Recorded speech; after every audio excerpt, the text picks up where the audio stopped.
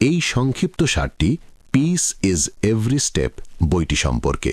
এই বইয়ে আপনি দৈনন্দিন জীবনের ব্যস্ততার মধ্যে শান্তি খুঁজে পাওয়া, মাইন্ডফুলনেস বা সচেতনতার শিল্প এবং নেতিবাচক আবেগকে কিভাবে বোঝাপড়া ও করুণায় রূপান্তর করা যায় সে সম্পর্কে জানতে পারবেন। বুক বাংলাতে আমরা চেষ্টা করি আপনাদের সামনে বইয়ের সবচেয়ে গুরুত্বপূর্ণ শিক্ষা সহজ ভাষায় তুলে ধরতে। পারভেজ নামে একটি ছেলে ছিল। তার বয়স ছিল প্রায় 25 বা 26 বছর। সে দিল্লিতে থাকত, সে চাকরি করত এবং অন্য সবার মতো তার জীবনও ছিল খুব দ্রুত গতির। সকালের তাড়া, অফিসের চাপ, ট্রাফিকের ঝামেলা, অনবরত মোবাইলে নোটিফিকেশন, সব মিলিয়ে প্রতিদিন মনে হতো যেন সে এমন এক প্রতিযোগিতার অংশ যার কোনো শেষ নেই। সে প্রায়ই ভাবত, জীবনটা এত ভারী কেন মনে হয়?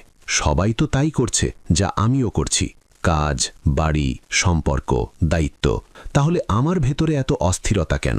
এক রাতে হঠাৎ তার ঘুম আসছিল না, তাই সে বুকশেলফ থেকে একটি ছোট বই তুলে নিল, যেটা তার বোন কয়েক মাস আগে তাকে মাইন্ডফুলনেস বা সচেতনতার উপর দিয়েছিল। প্রথমে সে ভেবেছিল এটাও হয়তো কোনো আধ্যাত্মিক ধরনের কিছু হবে, যা পড়লেই তার ঘুম চলে আসবে। কিন্তু সেই রাতে এমনিতেও তার ঘুম আসার ছিল না, তাই সে পড়তে শুরু করল। বইটিতে লেখা ছিল যে মাইন্ডফুলনেস বা সচেতনতার সহজ অর্থ হল এই মুহূর্তে যা ঘটছে তা পুরোপুরি অনুভব করা, পালানো ছাড়া, বিচার করা ছাড়া। পারভেজ ভাবল, এ আবার কেমন কথা? এ তো খুব সহজ। কিন্তু তারপর তার মনে হলো, যদি এটা এতটাই সহজ হতো তবে সম্ভবত সে নিজেই এতদিনে তা করে ফেলত।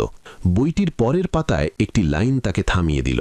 মাইন্ডফুলনেস দৈনন্দিন জীবনকে জীবন্ত ধ্যানে পরিণত করে। এর অর্থ হল মাইন্ডফুলনেস শুধু চোখ বন্ধ করে বসে থাকার মতো কিছু নয়, এটি প্রতিদিনের কাজের মধ্যেও করা যেতে পারে। পারভেজ বইটি বন্ধ করল এবং নিজেকে বলল, চলো আগামীকাল থেকে এই পরীক্ষাটি করে দেখা যাক। পরদিন সকালে অ্যালার্মের শব্দে নয়, বরং বাইরে থেকে আসা সূর্যের নরম আলোতে পারভেজের ঘুম ভাঙল। সে ভাবল, আজ থেকেই শুরু করা যাক। বিছানায় শুয়ে থাকার সময়ই সে অনুভব করল কিভাবে নিঃশ্বাস খুব হালকাভাবে ভেতরে যাচ্ছে এবং বাইরে আসছে। ঘরের ফ্যানটি ধীর শব্দে ঘুরছিল, জানলার বাইরে থেকে পাখির শব্দ আসছিল। সে ঠিক 2 মিনিট ওভাবেই শুয়ে রইল এবং প্রথমবারের মতো সে অনুভব করল যে সকালের শুরুতে এক ধরনের কোমলতা আছে, এমন এক প্রশান্তি যা সে আগে কখনো লক্ষ্য করেনি। তারপর প্রতিদিনের মতো সে ফোনটি হাতে তুলে নিল, কিন্তু হঠাৎ তার মনে পড়ল যে আজ তাকে মাইন্ডফুলনেস অনুশীলন করতে হবে। সে ফোনটি রেখে দিল। সে বুঝতে পারল যে প্রতিদিন সকালে ঘুম থেকে ওঠার সাথে সাথে ফোন চেক করা তার মস্তিষ্ককে উদ্বেগের মুডে ফেলে দিত। আজ প্রথমবারের মতো সে কিছুক্ষণ ফোন থেকে দূরে রইল। সে বাথরুমে গেল, টুথব্রাশটি হাতে নিল এবং মজার ব্যাপার হলো প্রথমবারের মতো সে টুথপেস্টের গন্ধ পেল। এর আগে সে এই সব কাজ মেশিনের মতো করত, ব্রাশ করা, গোসল করা, কাপড় পরা এবং বেরিয়ে পড়া।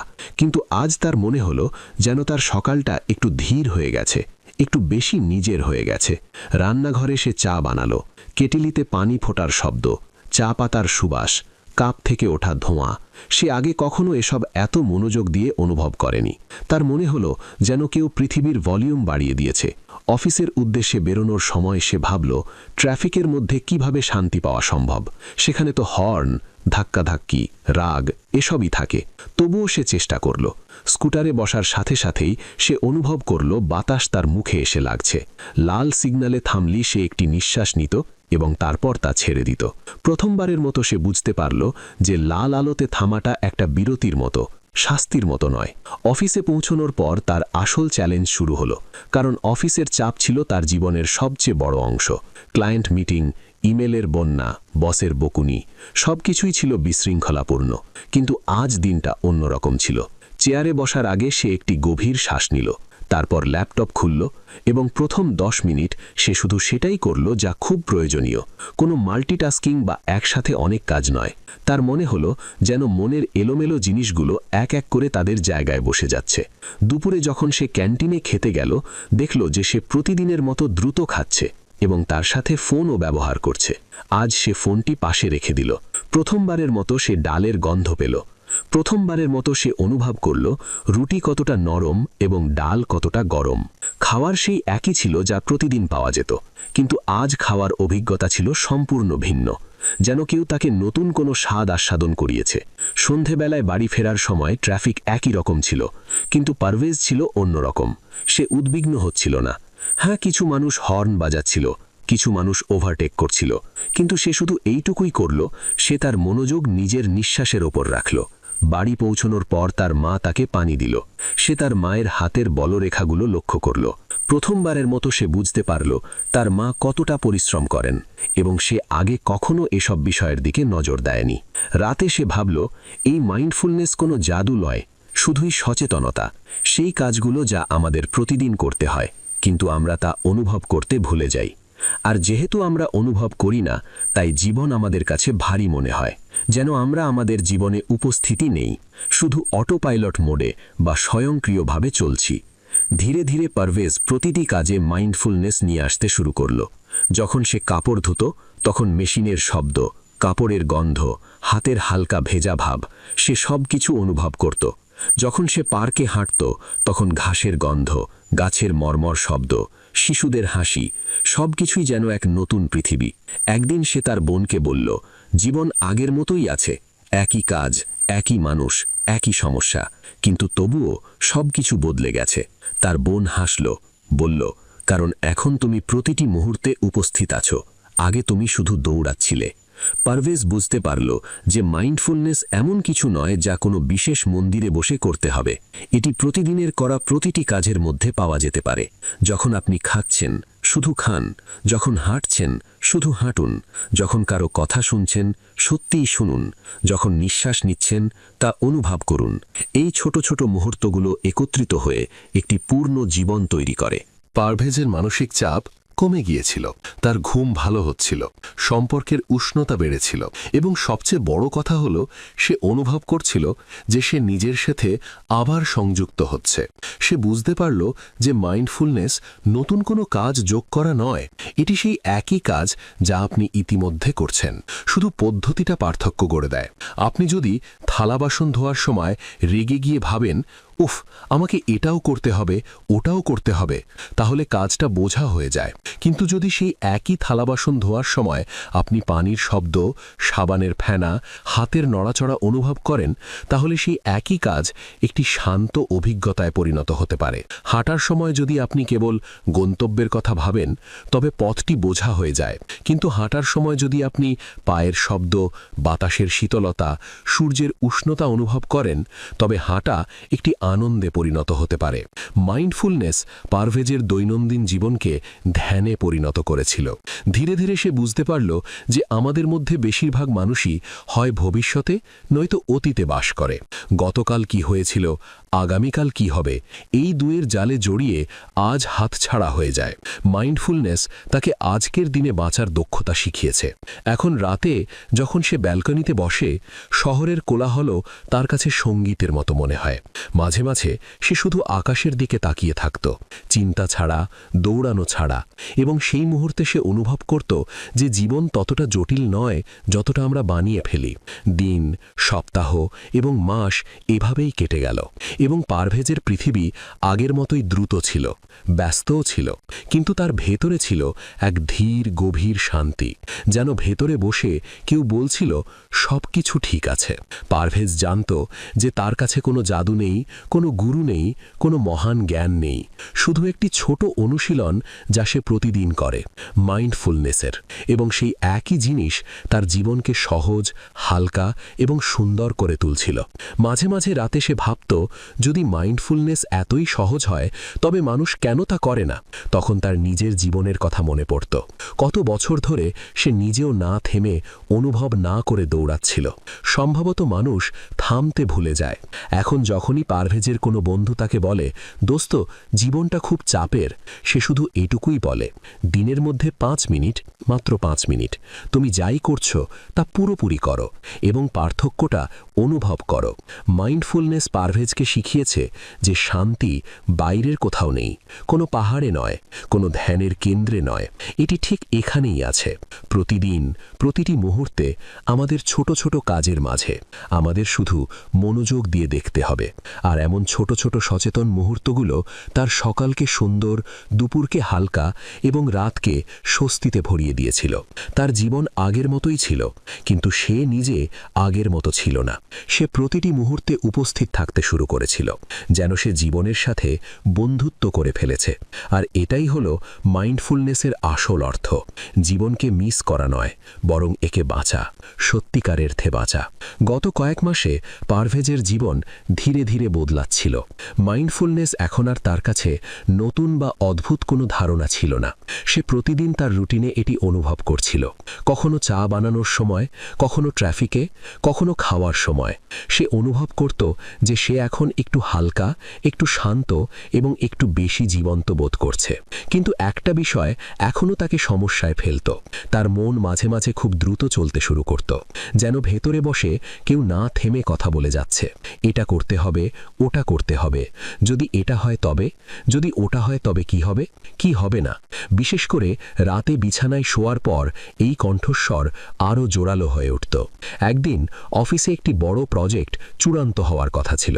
পারভেজ অনেক সপ্তাহ ধরে এর উপর কাজ করছিল। সবকিছু ঠিকঠাকই চলছিল, কিন্তু প্রেজেন্টেশনের আগের দিন টিমে একটু বিভ্রান্তি দেখা দিল।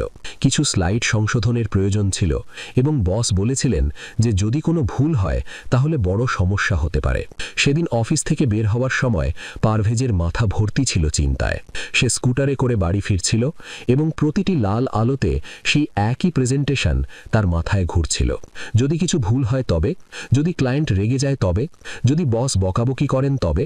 তার শ্বাস প্রশ্বাস দ্রুত হয়ে গেছিল।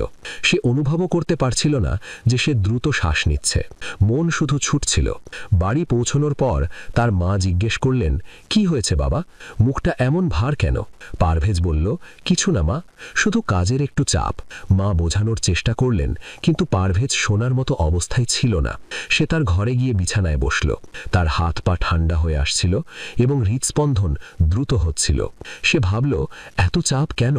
সব কিছু ঠিক হয়ে যাবে। কিন্তু মন থামছিল না। ঠিক তখনই তার সেই ছোট মাইন্ডফুলনেস বইটির কথা মনে পড়ল। সে সেটি তুলে নিল এবং পাতা উল্টালো। একটি লাইনে তার চোখ আটকে গেল। শ্বাস হলো বর্তমান মুহূর্তের নোঙ্গর। সে ভাবল, শ্বাস কি সত্যি আমাকে শান্ত করতে পারে? এটি কিছুটা অদ্ভুত কথা মনে হলো, কিন্তু তারপর সে ভাবল, চলো চেষ্টা করে দেখা যাক। সে বিছানায় সোজা হয়ে বসল, পিঠ একটু সোজা কিন্তু আরামদায়কভাবে রাখল। সে চোখ বন্ধ করল এবং ধীরে ধীরে একটি গভীর শ্বাস নিল। প্রথমবারের মতো সে অনুভব করল তার শ্বাস কতটা অগভীর ছিল, যেন মনের তাড়াহুড়ো তার শরীর থেকে তার ছন্দ কেড়ে নিয়েছে। সে ধীরে ধীরে বইয়ে পড়া কথাগুলো মনে মনে বলল, শ্বাস ভেতরে, আমি জানি যে আমি শ্বাস নিচ্ছি। শ্বাস বাইরে, আমি জানি যে আমি শ্বাস ছাড়ছি। প্রথমে এটি কিছুটা নকল মনে হলো, যেন নিজেকে বোঝানোর চেষ্টা করছে। কিন্তু তারপর সে আরেকটি গভীর শ্বাস নিল এবং তারপর আরও একটি। ধীরে ধীরে সে অনুভব করল যে তার হৃদস্পন্দন কিছুটা কমে গেছে। মনের ভেতরের কোলাহল হালকা হতে শুরু করেছে। সে প্রতিটি শ্বাসের দিকে মনোযোগ দিচ্ছিল, কিভাবে বাতাস নাক দিয়ে ভেতরে যাচ্ছে, ফুসফুসে ছড়িয়ে পড়ছে, তারপর বেরিয়ে আসছে। কয়েক মিনিট পরে তার মনে হলো যেন এক ভেতরের ঝড় ধীরে ধীরে একটি শান্ত পুকুরে পরিণত হয়েছে। সে ভাবতে শুরু করল, আমার শ্বাস কি সত্যি আমাকে শান্ত করতে পারে? শ্বাস যে একটি নোঙ্গর, এর মানে কি এটাই? পরের দিন সকালে সে পার্কে হাঁটতে গেল। সেখানে কিছু বয়স্ক মানুষ যোগাভ্যাস করছিলেন। এক আঙ্কেল তাকে দেখে বললেন, বাবা, আমরা প্রায়ই আমাদের শ্বাসকে হালকাভাবে নিই, কিন্তু বাস্তবে এটি আমাদের জীবনের একেবারে প্রথম এবং একেবারে শেষ কাজ। তবুও আমরা শান্তি পেতে এটি ব্যবহার করি না। পারভেজের কাছে তার কথাগুলো অদ্ভুত লাগলো, কিন্তু সেগুলো তার হৃদয় স্পর্শ করল। সে পার্কের বেঞ্চে বসল এবং আবার সেই একই শ্বাস প্রশ্বাসের অনুশীলন শুরু করল। এবার সে শুধু এটুকুই করল, যখন শ্বাস ভেতরে গেল সে তা অনুভব করল, যখন শ্বাস বাইরে এলো সে তাও অনুভব করল। সে কোনো মন্ত্র জপ করছিল না বা কোনো বিশেষ আসনও করছিল না, শুধু শ্বাস, কেবলই শ্বাস। সে অনুভব করল বাতাস কতটা শীতল, কি কিভাবে এটি পেটকে হালকাভাবে ওপরে তোলে, তারপর ইচ্ছা ছাড়াই নিচে নামিয়ে আনে। মাত্র কয়েক মিনিটের মধ্যেই তার মনে হলো যেন পৃথিবীটা একটু ধীর হয়ে গেছে, যেন বাতাসের মর্মর শব্দ আরও পরিষ্কারভাবে শোনা যাচ্ছে, যেন কেউ তার ভেতরে এক বড় সুইচ বন্ধ করে দিয়েছে। সেদিন তার মধ্যে এক নতুন বোঝাপড়া জাগ্রত হলো। যখন মন দ্রুত চলতে শুরু করে, তখন শ্বাস ধীর করলে পুরো শরীর শান্ত হয়ে যায়, যেন কেউ শরীর ও মনের মধ্যে ভেঙে যাওয়া সংযোগটি পুনরায় জোড়া লাগিয়ে দিয়েছে। দুপুরে অফিসেও সে এই অনুশীলনের পুনরাবৃত্তি করল। প্রেজেন্টেশনের আগে সে কনফারেন্স রুমের বাইরে দাঁড়িয়েছিল। তার বুক আবার একটু দ্রুত ধড়ফড় করতে শুরু করল, কিন্তু এখন তার কাছে তার নোঙর ছিল শ্বাস।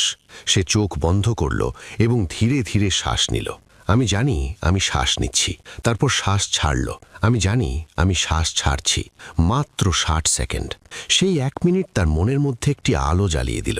সে শান্ত, স্থিতিশীল এবং সবচেয়ে গুরুত্বপূর্ণভাবে সে বর্তমানে ছিল। গতকালের কোনো চিন্তা নেই, আবার আগামীকাল কি হবে তা নিয়েও উদ্বেগ নেই। শুধু এখন। প্রেজেন্টেশন খুব ভালো হলো। বস তার প্রশংসাও করলেন। পারভেজ খুশি ছিল, কিন্তু তার চেয়েও বেশি সে গর্বিত বোধ করছিল যে সে তার শ্বাস প্রশ্বাসের মাধ্যমে নিজের মনকে সামলাতে পেরেছে।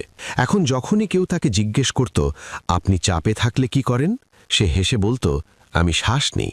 সন্ধ্যায় বাড়ি ফেরার সময় সে ভাবল, শ্বাস তো সবসময়ই ছিল, কিন্তু আমি নিজেই কখনো তা মনোযোগ দিয়ে শুনিনি। সম্ভবত এই কারণেই আমরা সবাই এত দ্রুত বিচলিত হয়ে পড়ি, কারণ আমরা আমাদের শরীর থেকে বিচ্ছিন্ন হয়ে যাই। শরীর কিছু বলছে, মন অন্য কিছু। শ্বাস এই দুয়ের মধ্যে একটি সেতু তৈরি করে।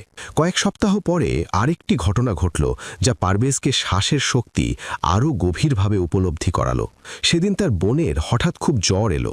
বাবা বাইরে ছিলেন এবং মাও বাড়িতে ছিলেন না। পারভেজ তাকে দ্রুত হাসপাতালে নিয়ে গেল। পুরোটা পথ সে আতঙ্কিত ছিল। তার মনে অনেক ধরনের চিন্তা আসছিল।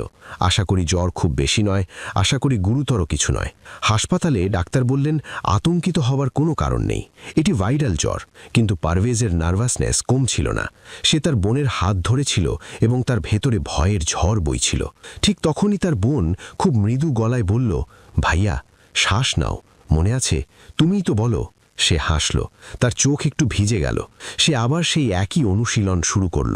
ধীরে ধীরে শ্বাস নেওয়া, অনুভব করা, তারপর ছেড়ে দেওয়া। ভয় পুরোপুরি শেষ হলো না, কিন্তু এটি অবশ্যই এতটাই হালকা হয়ে গেল যে সে তার বোনের কাছে বসে তাকে সামলাতে পারল। সে বুঝতে পারল যে শ্বাস তখনই নোঙর হয় যখন আপনি এটি ধরে রাখা বেছে নেন। সেদিন তার মধ্যে আরেকটি পরিবর্তন এলো। সে বুঝতে পারল যে শ্বাস কেবল একটি শারীরিক কাজ নয়, বরং একটি মানসিক অবলম্বনও। যখন আপনি আতঙ্কিত হন, শ্বাস আপনাকে ধরে রাখে। যখন আপনি সমস্যায় পড়েন, শ্বাস আপনাকে শান্ত করে। যখন আপনি হারিয়ে যান, শ্বাস আপনাকে বর্তমানে ফিরিয়ে আনে। একদিন সন্ধ্যায় সে তার ব্যালকনিতে বসেছিল। হালকা বাতাস বইছিল, আকাশে মেঘ ছিল। সে চুপচাপ বসে নিজের শ্বাস শুনছিল। শ্বাস ভেতরে, শীতল বাতাস, পেট কিছুটা ওপরে। শ্বাস বাইরে, উষ্ণ বাতাস, শরীর শিথিল।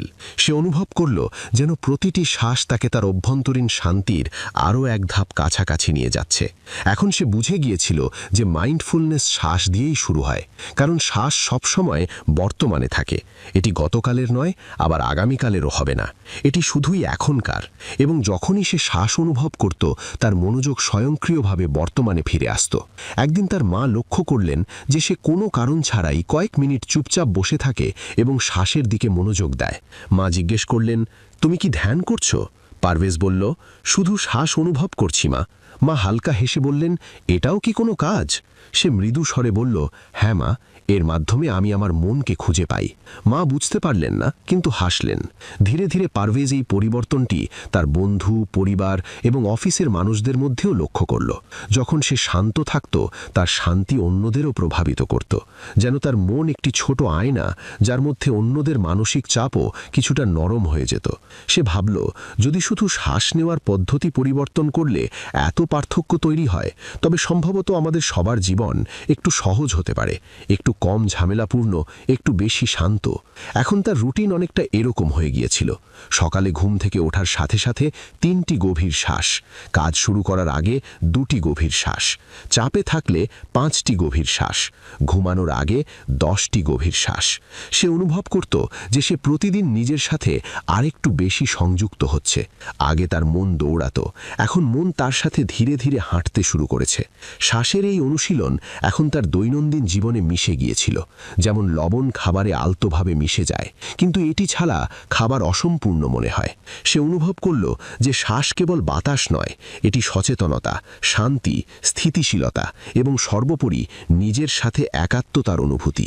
আজও যখন পারভেজ কোথাও বসে, হোক সেটা পার্কের বেঞ্চ, স্কুটার সিট, অফিসের চেয়ার বা বাড়ির সোফা, সে কেবল 1 মিনিটের জন্য তার শ্বাস শোনে এবং সে সাথে সাথে অনুভব করতে শুরু করে যে সে নিজের ভেতরে ফিরে এসেছে, এখানে, বর্তমানে, ঠিক এই মুহূর্তে।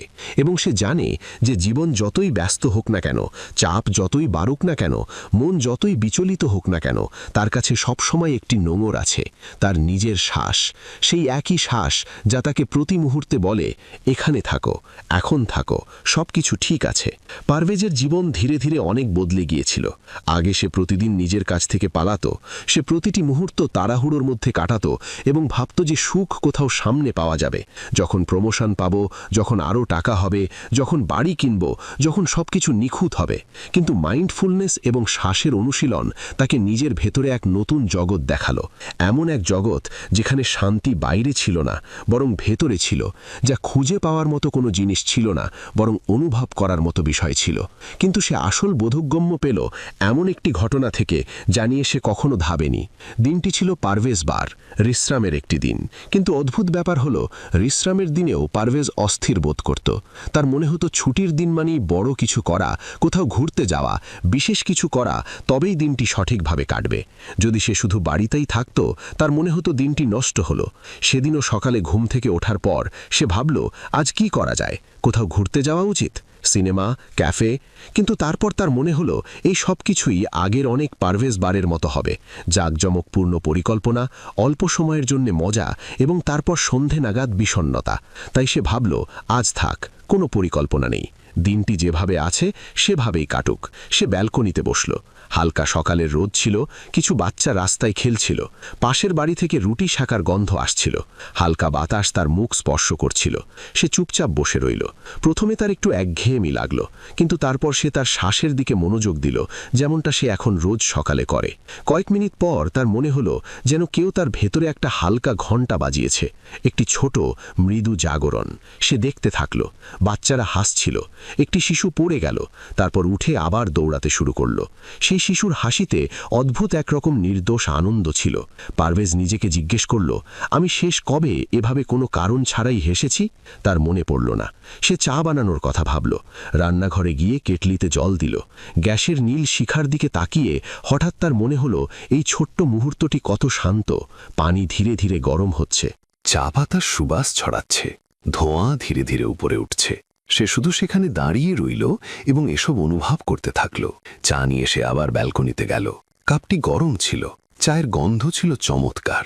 সে ধীরে ধীরে এক চুমুক দিল। সেই চুমুকের সাথে অদ্ভুত কিছু ঘটল।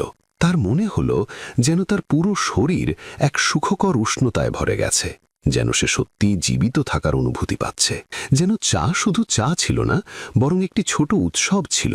এটি ছিল একটি উদযাপন। তার বইয়ের লাইনটি তার মনে পড়ল, প্রকৃত সুখ এখানেই এবং এখনই পাওয়া যায়। সে হাসল। আগে সে এই লাইনটি পুরোপুরি বিশ্বাস করত না।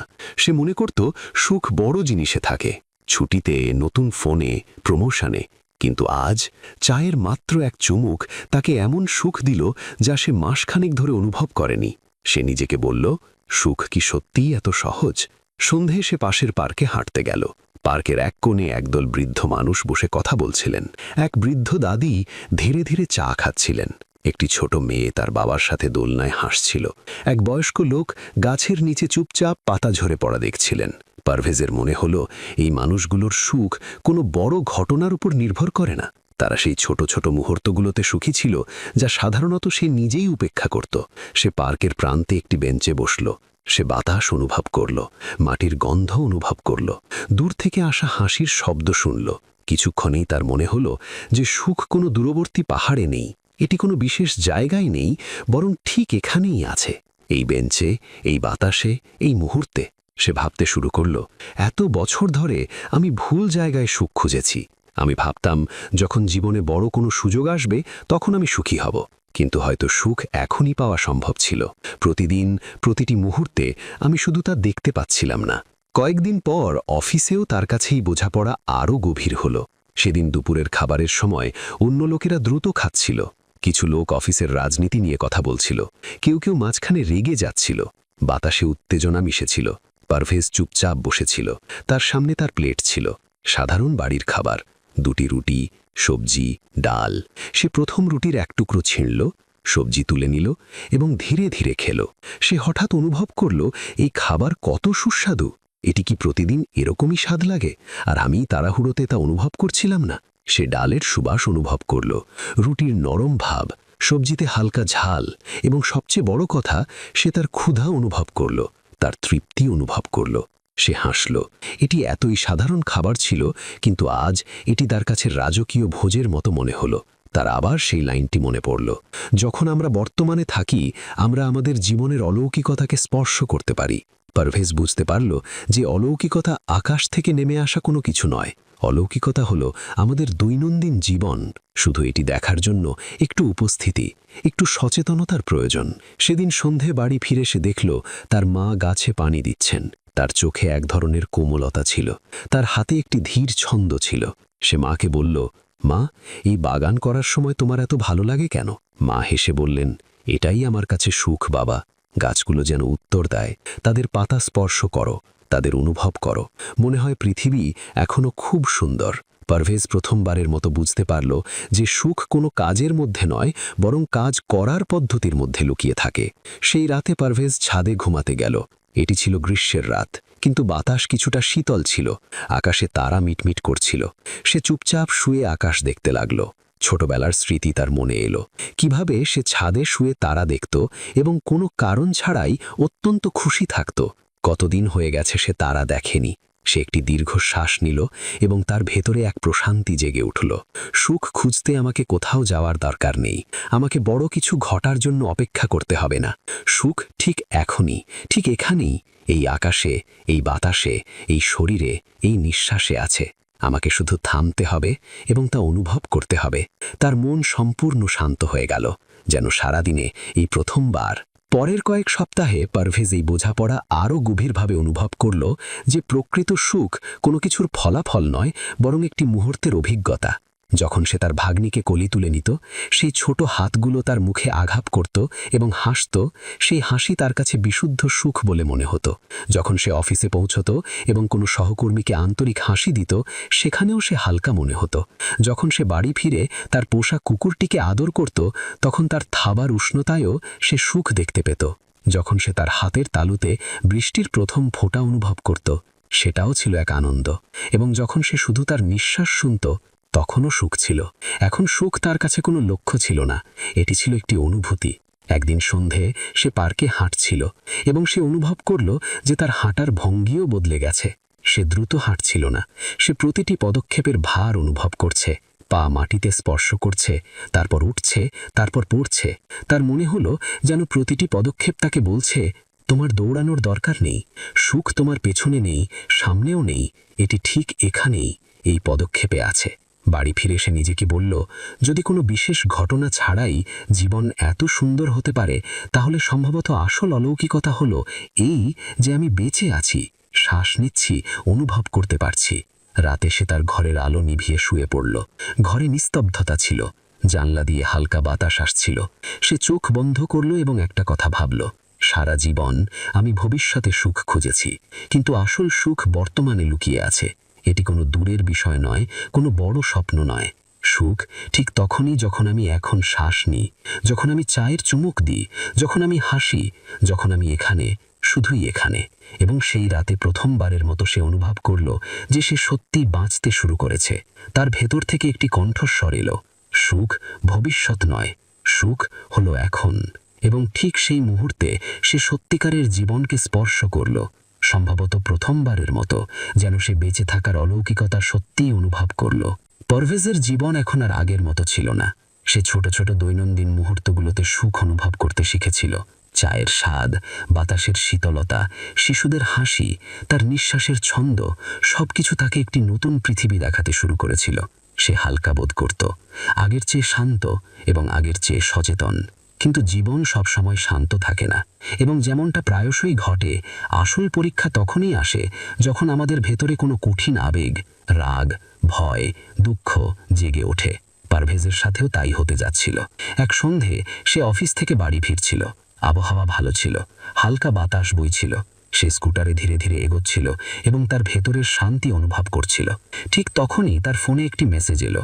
তার ছোট ভাই হাসান লিখেছে, ভাইয়া, তুমি সবসময় আমার কথা উপেক্ষা করো, কখনো সময় দাও না, হয়তো তোমার জীবনে আমার কোনো গুরুত্বই নেই। এটি পড়ে পারভেজের মন হঠাৎ ভারী হয়ে গেল। হঠাৎ তার ভেতরে অনেক আবেগ জেগে উঠতে শুরু করলো। রাগও হলো যে এ কেমন কথা, দুঃখও হলো যে তার ভাই কেন এমন ভাবছে, এবং একটু লজ্জাও হলো যে হয়তো সত্যিই সে নিজেকে উন্নত করতে এত ব্যস্ত ছিল যে তার ভাইকে সময় দিতে পারেনি। সে অবিলম্বে বাড়ি পৌঁছল। বাড়িতে সবকিছু স্বাভাবিক ছিল। মা রান্নাঘরে রান্না করছিলেন, বাবা খবরের কাগজ পড়ছিলেন, কিন্তু হাসান তার ঘরের দরজা বন্ধ করে বসেছিল। পারভেজ নক করল। হাসান, দরজা খোলো। ভেতর থেকে একটি শীতল কণ্ঠস্বর এলো। না, কথা বলতে চাই না। পারভেজের রাগ বাড়তে শুরু করল। আগে এমন সময়ে সে দরজা ভাঙার মতো আচরণ করত। তার মনে হতো নিজের যুক্তি বোঝানো জরুরি, কিন্তু আজ তার বই থেকে শেখা একটি কথা মনে পড়ল। অন্যের রাগ বা দুঃখে সাথে সাথে প্রতিক্রিয়া দেখিও না, প্রথমে নিজের ভেতরের আবেগগুলো বোঝো। সে দরজার কাছে চুপচাপ বসে রইল। সে চোখ বন্ধ করল এবং তার শ্বাসের দিকে মনোযোগ দিল। শ্বাস ভেতরে, আমি জানি যে আমি দুঃখিত। শ্বাস বাইরে, আমি জানি যে আমি দুঃখ অনুভব করছি। সে তার ভেতরে জেগে ওঠা আবেগগুলোকে দমানোর চেষ্টা করল না। সে শুধু সেগুলোকে দেখছিল, যেমন কেউ দূর থেকে মেঘ দেখে। কিছুক্ষণ পর সে অনুভব করল রাগ ধীরে ধীরে গলে যাচ্ছে, দুঃখ নরম হচ্ছে। এখন কেবল একটি স্পষ্ট বোঝাপড়া অবশিষ্ট ছিল। হাসানের তাকে প্রয়োজন। সে তার ভাইয়ের উপর রাগান্বিত নয়, সে শুধু অনুভব করছে যে পারভেজ তার কাছ থেকে দূরে সরে যাচ্ছে। কয়েক মিনিট পর পারভেজ আবার দরজায় হালকা টোকা দিল। হাসান, আমি এখানে আছি, তুমি যখন চাইবে আমরা কথা বলবো। ঘর ভেতর থেকে নিস্তব্ধ ছিল। অনেকক্ষণ পর দরজা ধীরে ধীরে খুলল। হাসানের চোখ লাল ছিল। সে চুপ ছিল, কিন্তু তার চোখে অনেক কিছু ছিল। রাগও ছিল, দুঃখ ছিল, আশাও ছিল। পারভেজ ঘরে ঢুকল এবং বিছানায় তার কাছে বসল। দুজনেই কিছুক্ষণ চুপচাপ বসে রইল। আগে পারভেজ কথা বলতো এবং হাসান শুনত। আজ পারভেজ সিদ্ধান্ত নিল, এখন আমি শুনব, সত্যিই শুনব।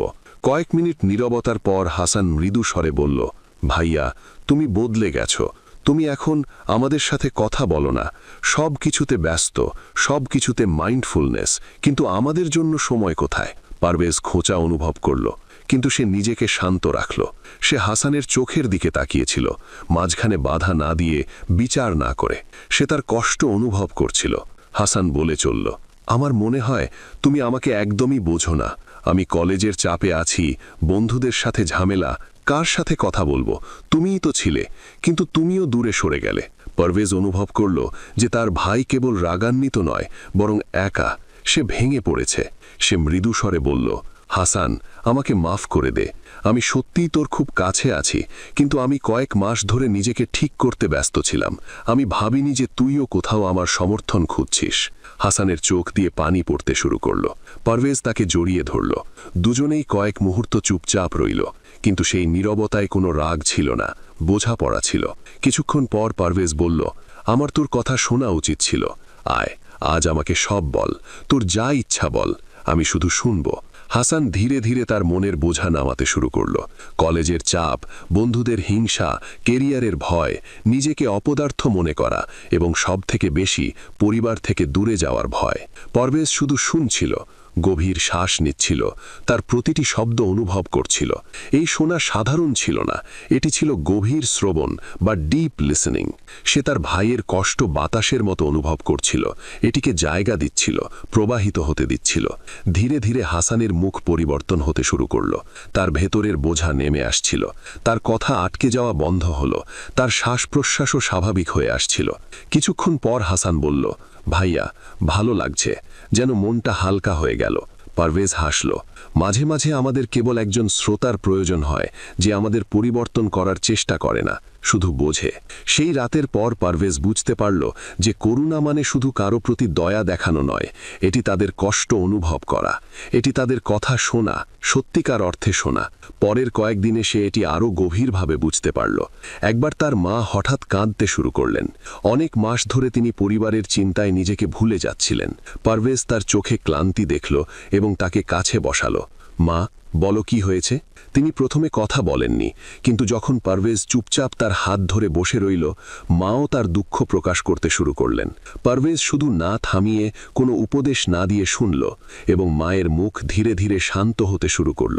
একবার অফিসে তার সহকর্মী বলল, পারভেজ, তোমার সাথে কথা বলে ভালো লাগে, তুমি মাঝখানে বাধা দাও না, শুধু শোনো। পারভেজ বুঝতে পেরেছিল, গভীর শ্রবণ একটি উপহার, এটি কারো মনের ক্ষত সারিয়ে তুলতে পারে, এবং এটি করুণার শুরু। এক রাতে সে তার ব্যালকনিতে বসে ভাবছিল।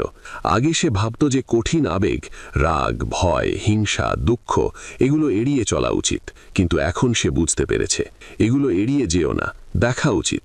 সে রাতের আকাশের দিকে তাকালো এবং ভাবল, যদি আমি আমার ভেতরে জেগে ওঠা প্রতিটি আবেগ মনোযোগ দিয়ে দেখি, তবে তা আমার ক্ষতি করে না।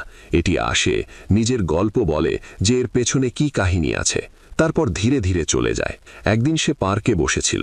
সে হঠাৎ অনুভব করল যে তার ভেতরে একটু দুঃখ আছে, কোনো বিশেষ কারণ ছাড়াই। আগে হলে সে কোনো বন্ধুকে ফোন করত, জোরে গান চালাতো, বা নিজেকে ব্যস্ত রাখত যাতে সে দুঃখ থেকে পালাতে পারে। আজ সে ভাবল, না, আজ এটি অনুভব করা যাক। সে চুপচাপ বসল, চোখ বন্ধ করল। শ্বাস ভেতরে, আমি জানি যে আমি দুঃখিত। শ্বাস বাইরে, আমি এই দুঃখকে ভালোবাসার সাথে দেখছি। কয়েক মিনিট পর সে অনুভব করল দুঃখ হালকা হয়ে আসছে। দুঃখ কোনো শত্রু নয়, এটি একটি অতিথির মতো যে কিছুক্ষণের জন্য এসেছে, তার কথা বলে চলে যাবে। সে অনুভব করল করুণা কেবল অন্যের জন্য নয়, বরং নিজের জন্যও জরুরি। প্রতিটি আবেগ আমাদের ভেতরের একটি শিশু, কখনো কাঁদে, কখনো খিটখিটে হয়, কখনো ভয় পায়। যদি আমরা তাকে বকুনি দিই, তবে সে আরও জোরে কাঁদে। যদি আমরা তাকে জড়িয়ে ধরি, তবে সে ধীরে ধীরে শান্ত হয়ে যায়। ধীরে ধীরে পারভেজের হৃদয় আরও নরম হতে থাকল। সে নিজেকেও বুঝতে পারল এবং অন্যদেরও। আগে সে বেশি বিচার করত, এখন আরও দয়ালু। এক সন্ধ্যায় পারভেজ তাকে জড়িয়ে ধরে বলল, ভাইয়া, তুমি বদলে গেছ, কিন্তু ভালোর জন্য বদলেছ। এখন তুমি সত্যিই শোনো। পারভেজ ভাবল, যদি গভীর শ্রবণ কারো দুঃখ অর্ধেক করতে পারে, যদি করুণা কাউকে শক্তিশালী করতে পারে, যদি বোঝাপড়া কাউকে একাকিত্ব থেকে বের করে আনতে পারে, তবে সম্ভবত এটিই আসল নিরাময়। সেই রাতে সে তার ঘরের আলো কমিয়ে দিল। সে শুয়ে শুয়ে নিজেকে বলল, আমি বুঝতে পেরেছি যে কষ্ট কোনো শত্রু নয়, এটি একটি বার্তা যে কিছু বোঝার দরকার। এবং যখন আমরা করুণার সাথে এর দিকে তাকাই, তখন এটি আমাদের আরও গভীরভাবে এবং আরও সুন্দরভাবে রূপান্তরিত করে। তার ভেতরে একটি শান্ত হাসি ফুটে উঠল। সে জানত যে সে জীবনের আরেকটি বড় পাঠ শিখেছে।